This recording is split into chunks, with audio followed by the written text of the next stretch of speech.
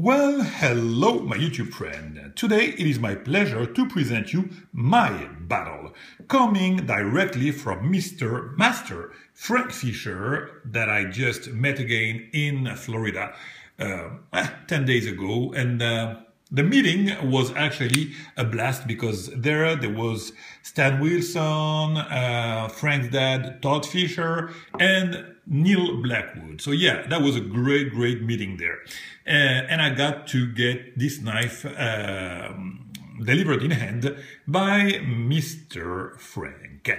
And I couldn't be happier than I am with this one. So this review is going to be more of a show-off, I would say, than a regular review. If ever I made a kind of regular review, I'm not even sure that it applies to my videos, but it's going to be more of a show-off, yeah, definitely.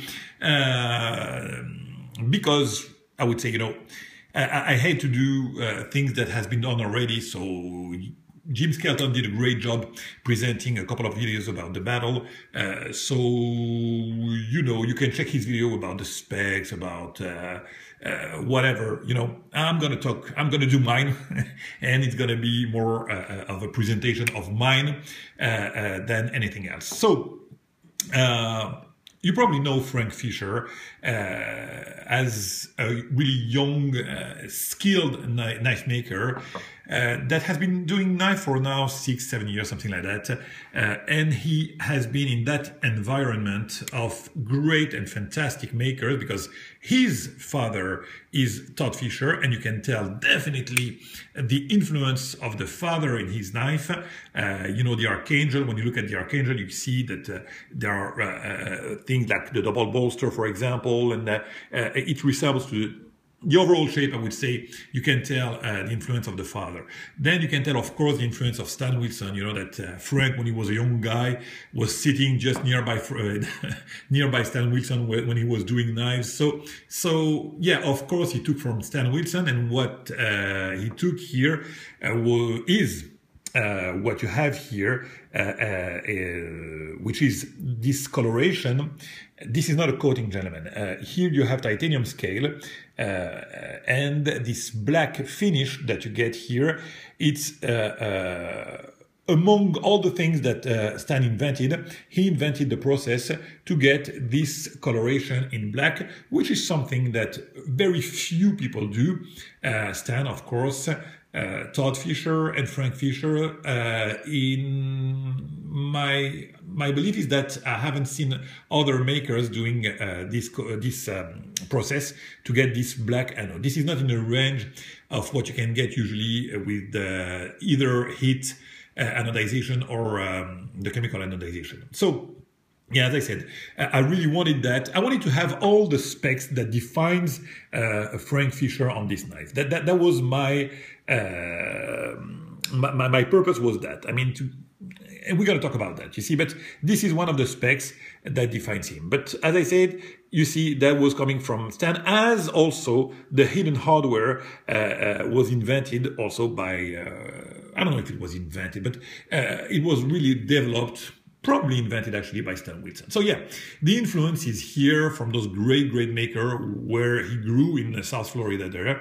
And the combination of those talents and, that made Mr. Frank Fisc and in all his glory, because he is a glorious young maker, and I can tell you that everything in this knife is just splendid. Let's start, if you will, with the grind, which is what defines probably better this knife. So look at that. This is typically Frank's creation, 100%. This double recurve that you have here is just splendid. So I wanted to have the satin. Why putting like Damascus? For Todd Fisc, I would go for a Damascus because he's forging it, But for Frank, I wanted to appreciate more the quality of this grind. And when you have this triple hollow grind, this compound with the hollow grind everywhere, here on the main bevel, here on the front bevel, here on the swedge. When you have this dramatic hollow grind, the only way to appreciate it probably would be with this satin finish. And the flat are hand rubbed flat, you know, with this horizontal line, and the contrast with the vertical lines here, the grind lines and the flat is just fantastic. So I absolutely love this blade shape with the little harpoon, with the, I would easily say that it's my favorite grind, and on the other side it's the same. Of course, I would hate that it would be lazy and do some kind of chisel. So yeah, it's the same on the other side. And man, is that grind fantastic! And I'm pretty sure that the video couldn't do it the justice, because even with the great video that Jim does in the HD or whatever, I'm telling you that the feeling that I had when I looked at his vids or the peaks or whatever is not even close to what you have when you get that in hand. So yeah, the blade is just fantabulous, or awesome, or whatever you want. Whatever superlative you want to use for that knife is pretty accurate, actually. So let's go to the handle now, if you will. So as I said, I wanted to have all the specificities, and we talked about that already. So hidden hardware, and actually here is using the double bolster on a regular basis. So either tie mask, a smoku tie, whatever, titanium, but most of the time he's using here a scale in carbon fiber or mother of pearl or a different material, but never did he use this kind of combination between titanium here and mokutai. That was something that I asked of him because I wanted to integrate the blackened titanium. What the heck was that animal? That's my rabbit. Sorry, crossing the living room here. So yeah, sorry about that. Yeah, I wanted to have that. So, and I'm pretty happy with the result because it's just fantastic. Yeah, as I said, you can tell that the knife is really done by an artist, because all the junction here, that's why I like it, the double bolster, actually. Not only it is beautiful, but this is a way for the maker to express his craft when the junction here are seamless, which they are. They are seamless almost everywhere, because as always, you can always find some minor, I wouldn't say even flaw, but you can here you can see that the junction here on this, between the bolster here and the scale, is a little less seamless than the other. You know what? That would be the only thing here. You can tell here. And here on the back spacer, there is a kind of, wow, you couldn't even tell with the video, but, you know, with my eyes, because I will go to the minor details, but rather, other than that, and the minor, you can even tell, when you look at it, oh yeah, yes, you can tell here. You see a little bit of a kind of, not going to curve, but that's it. Other than that, I'm telling you, the knife is just splendid on all accounts. The mokutai, the finish that he got on the mokutai is splendid. He went for a light coloration, so you have some kind of yellows or of colors that you don't usually get with the mokutai, and I'm pretty happy to have that blue and yellow like that. It's just fantastic. I don't know if he remembered, but he did that once, and he was not happy with the finish, but I thought that the finish was actually excellent. So yeah, we didn't talk about that, but if you remember that, Frank being a very thoughtful guy, I'm sure that he remembered that I was happy with that kind of finish, and he did that for me, and I couldn't thank him enough. So yeah, the contrast actually with the dark and black handle here and the light blue and some yellows color finish on the bolster is just fabulous. I absolutely adore that. So inside, what do we have?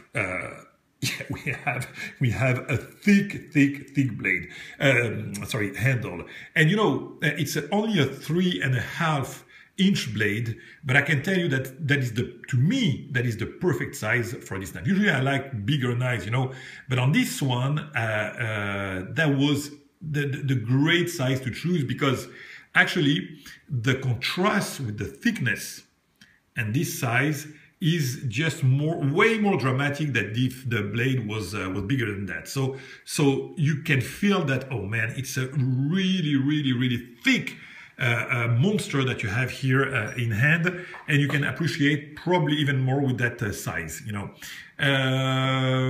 So yeah, very thick. And on the back spacer, you see he did also the treatment here, the black treatment inside the grooves, which is another another great achievement to get the contrast with the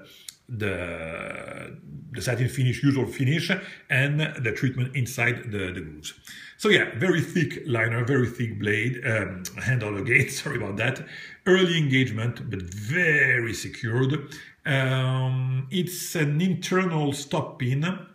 So yeah, a big liner lock, or bolster lock, whatever. I don't know why you call that a bolster lock. To be honest with you, to me, I would have to ask that to Frank, because he calls that a bolster lock. To me, oh yeah. I'm sorry about that. Yeah, it's a bolster lock, definitely. You know what? Sometimes I get crazy. So yeah, bolster lock. Sorry about that, Frank. So yeah, very early engagement and very, very nice geometry. And no stickness whatsoever, and the action on this knife is just splendid, as you can expect. The detent is boom, sucked inside, almost spot on, a little tad on the right, but nothing crazy.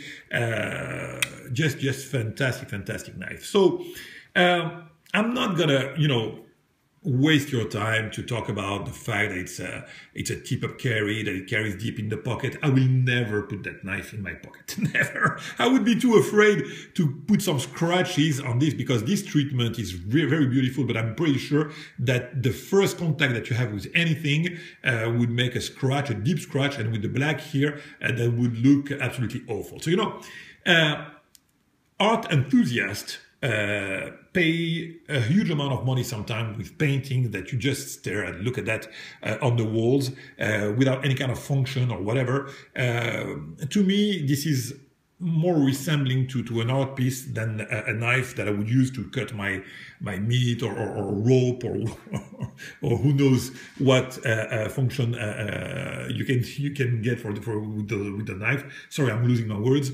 So what I meant to say is that this knife to me is more of an art piece. Of course it has its function, of course it's a knife, of course you have an edge, of course you can cut.